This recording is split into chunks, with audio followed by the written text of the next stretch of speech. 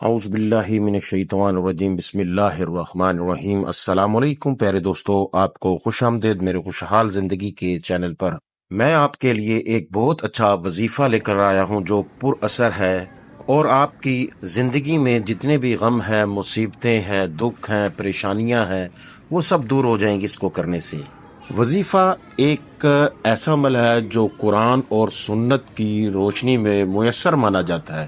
یہ ایک مخصوص دعا، آیت یا احادیث کی تکرار کا عمل ہے۔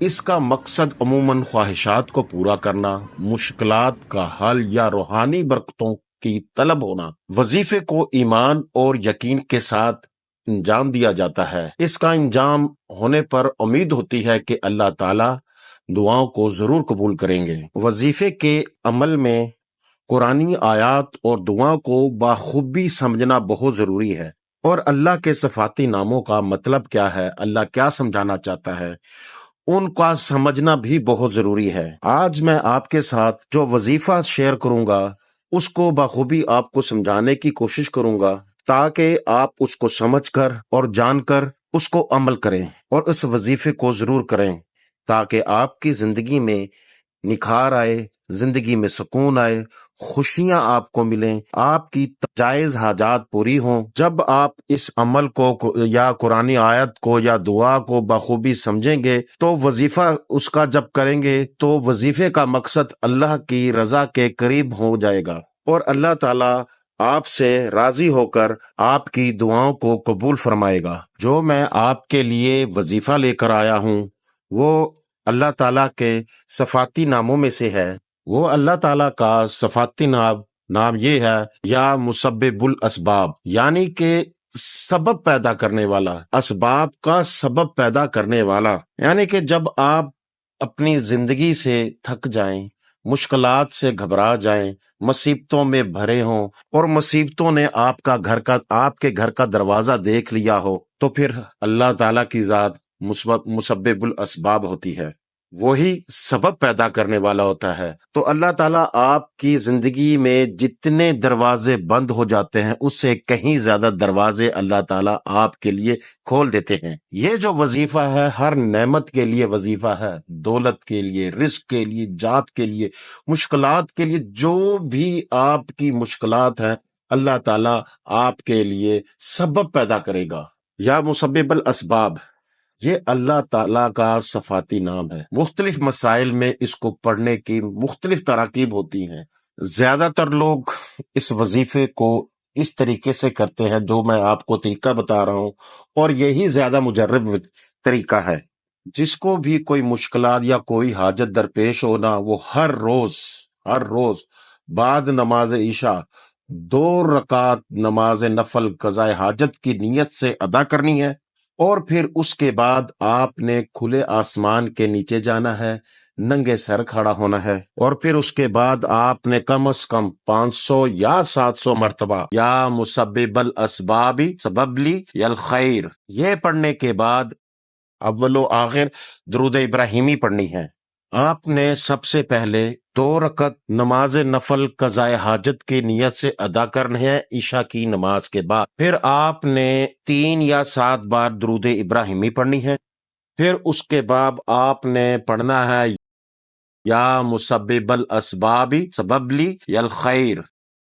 یہ پڑھنے کے بعد آپ نے دوبارہ 3 سے 7 مرتبہ درود ابراہیمی پڑھنی ہے۔ یہ آپ نے انتہائی توجہ کے ساتھ، دھیان کے ساتھ، اور اللہ کے نام کو دھیان کے ساتھ پڑھنا ہے، اور اس نیت کے ساتھ پڑھیں اور اس کیفیت کے ساتھ کہ ہر طرف اللہ کے سوا میرا کوئی نہیں ہے اور میرا کوئی بھی وارث نہیں ہے۔ اے اللہ پاک، ساری دنیا کے اسباب میرے لیے ختم ہو گئے ہیں۔ میرے عزیز و اقارب نے کہا تھا کہ میں تیرا ساتھ دوں گا، بھائی اور بہن نے کہا تھا کہ ہم تیرے ساتھ ہیں، ہم تیرا ساتھ دیں گے۔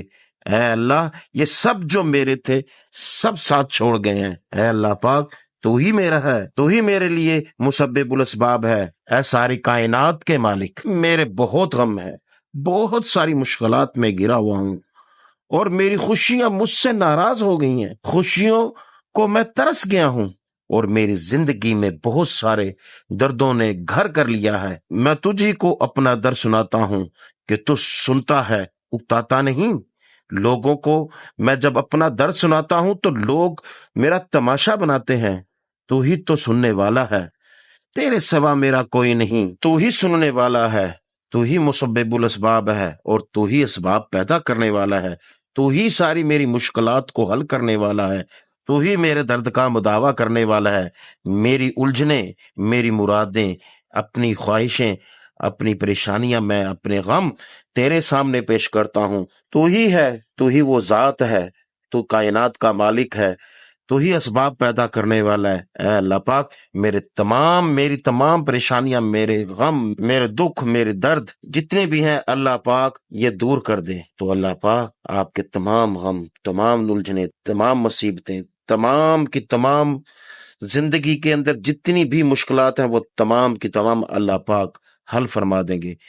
جب آپ یہ وظیفہ کر رہے ہو نا، تو یہ تصور کرنا ہے اپنے ذہن میں، یہ تمام دعائیں، یہ تمام باتیں، جو بھی آپ کی الجھنیں، جو بھی آپ کی خواہشیں، جو بھی آپ کی پریشانیاں، غم، دکھ، درد، مشکلات، جو بھی آپ کی مرادیں ہیں، وہ اپنے ذہن میں رکھ کے یہ وظیفہ کرنا ہے۔ اور پھر اسی طرح جب آپ کا وظیفہ ختم ہوگا تو آپ نے اسی طرح ہاتھ آسمان کی طرف اٹھا کر اللہ پاک سے اسی طرح آپ نے دعا کرنی ہے کہ اے سخی آقا، اے ساری کائنات کے مالک، میں بہت غموں میں گھرا ہوا ہوں، ساری مشکلاتیں، ساری خوشیاں جو مجھ سے ناراض ہو چکی ہیں، میں ترس گیا ہوں خوشی کو، میری زندگیوں میں بہت سارے دردوں نے گھر کر لیا ہے، اور میں تجھ سے اپنے درد، اور میں تجھی کو اپنے درد سناتا ہوں، تو سننے والا ہے، تو اکتاتا نہیں۔